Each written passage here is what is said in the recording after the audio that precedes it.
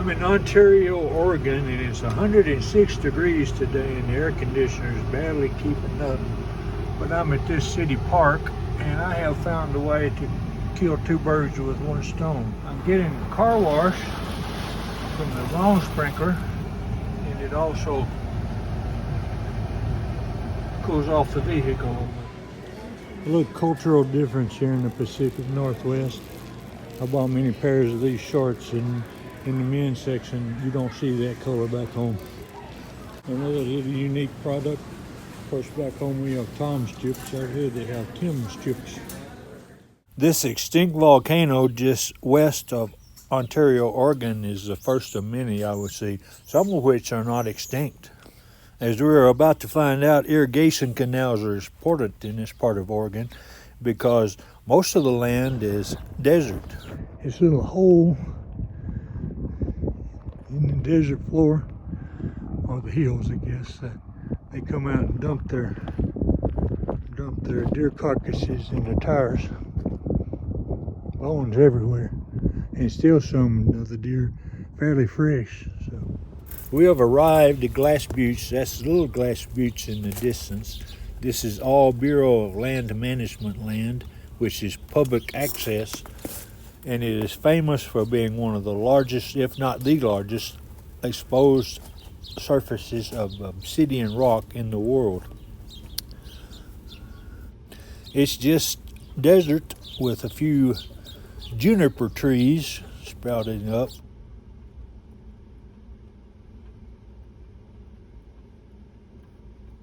As the great sage Yogi Berra said, when you come to a fork in the road, you take it.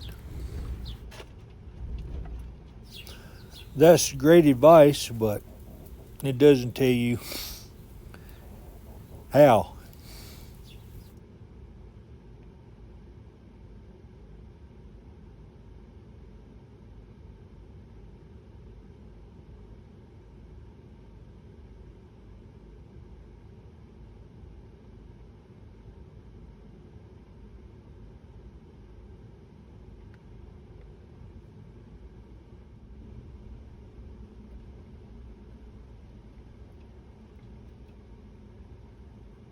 I find a good place to camp, and you sure can't beat the view out the front window.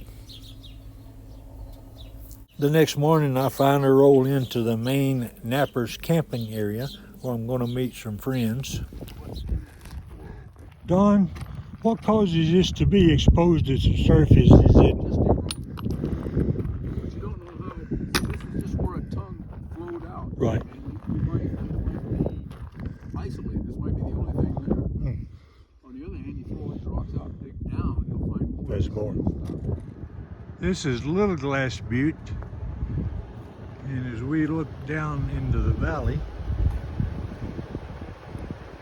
thousands of square miles of obsidian flows, and just look at the road. It's all covered in these black flakes, obsidian chunks, and yes, that road is pretty darn steep. You're about to fall off the edge of the hillside here in a moment.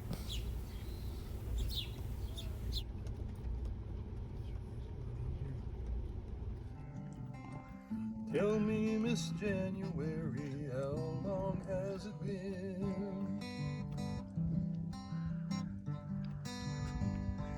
Well, it looks like spring is coming late this year. Tell me, Miss April, what do you hear?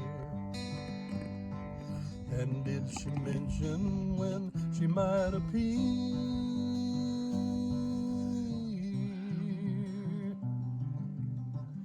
Tell me, Miss April, did she make it clear? Bright as day, my true love walked the trail. From hell's midnight, I rode the Milky Way. I raced the wolf the night, the broken arrow fell. I staked my life and lost my fortune for to save the mission bell. Okay, that is a block of obsidian, and there's my foot so that you have some scale. You can find this stuff as big as you want if you're willing to dig for it, but there are also smaller blocks. What I'm doing is chipping or making flakes and spalls off of it to save the weight, and then you can work these into tools, arrowheads or knife blades or whatever.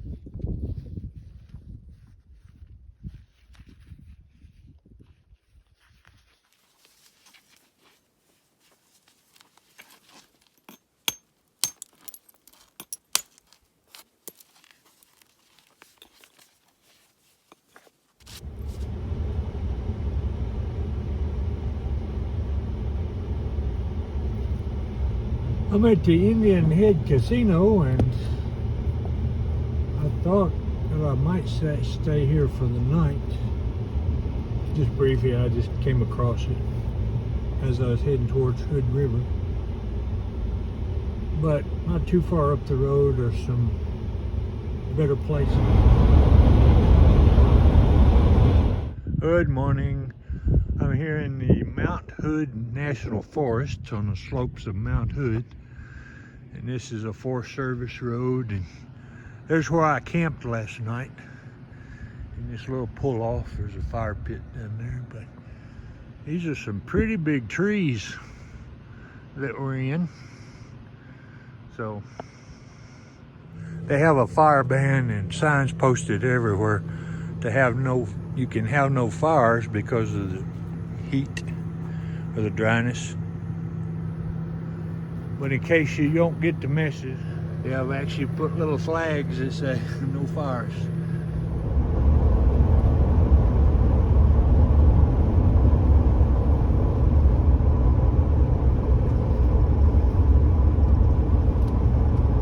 Take the State Route 35 north exit, then merge onto Oregon 30. There is Mount Hood, the highest peak in Oregon and the fourth highest in the Cascade Range.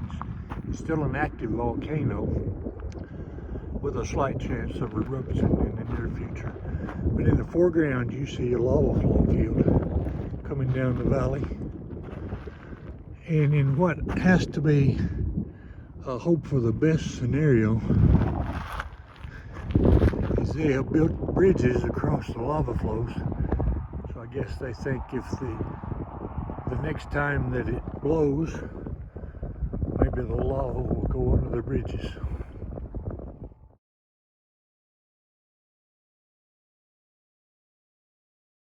I'm down in the Columbia Gorge at Lake Bonneville and at the Bonneville Dam, which provides much of the electricity for the area through hydroelectric power.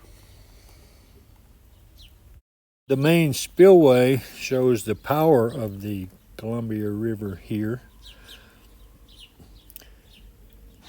But by building this wonder, the natural route of the salmon upstream to their spawning grounds was blocked, so these fish ladders were built, and you can go inside the visitor center and watch the fish as they make their way upstream.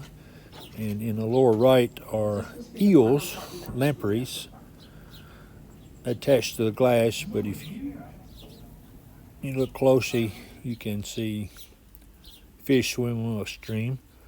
And of course, Lewis and Clark's expedition came through here, and to get the power to the people, it goes up that hill. And just down the road is the fish hatchery.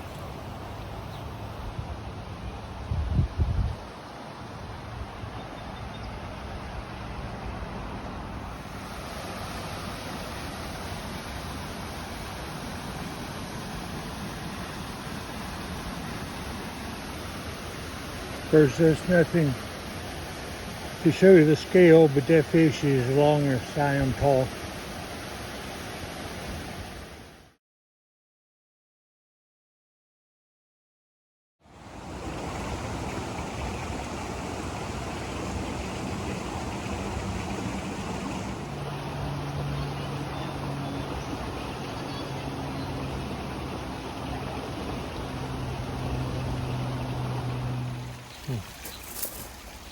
After all the searching I've done in the Pacific Northwest, who would have thought here at the tourist facility fish hatchery I would have actually finally found Bigfoot.